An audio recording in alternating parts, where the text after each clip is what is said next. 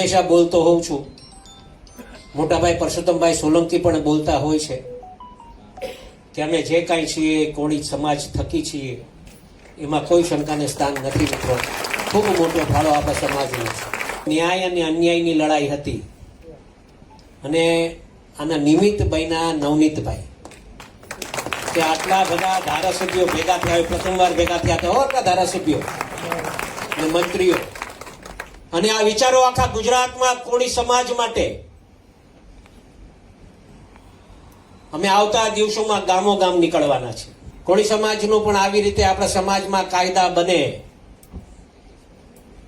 કુવેસોથી આપણે દૂર રહીએ, આર્થિક કઈ રીતે સમાજ આગળ વધે અને કઈ રીતે આપણે બંધારણ આપણા સમાજનું નક્કી કરવું, એ દિશાએ આવતા દિવસોમાં એક ટીમ બનાવી અને આપણે આ દિશાએ હાલવા માટેના પ્રયત્ન આપણે સૌને કરવાના છે. કોઈક એવા નિયમો નક્કી થાય તો એ કદાચ પસંદ આવે ના આવે એવું પણ શક્ય બને કદાચ સમાજમાં, પણ કોઈકને ને કોઈકને કડવું તો થવું પડશે ને. અમે કડવા થશું સમાજ માટે, એવી ચિંતા નથી. અમે જે કાંઈ છીએ કોળી સમાજ થકી છીએ, હજુ એકવાર કહું છું, અને એવો ને એવો પ્રેમ આપતા રહેજો. બીજો અમારા લાયક કઈ સેવા હોય તો અડધી રાતે હોકારો કરજો.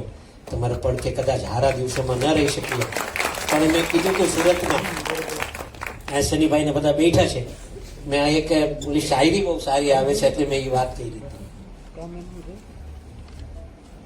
તેરે દિન અચ્છે હૈ मुझसे किनारा कर ले, तेरे दिन अच्छे हैं मुझसे किनारा कर ले, हम तो बुरे लोग हैं बुरे वक्त में काम आते हैं. हमारे માટે કદાચ હું વિચારતા હો, हम तो बुरे लोग हैं પણ बुरे वक्त में काम आते हैं.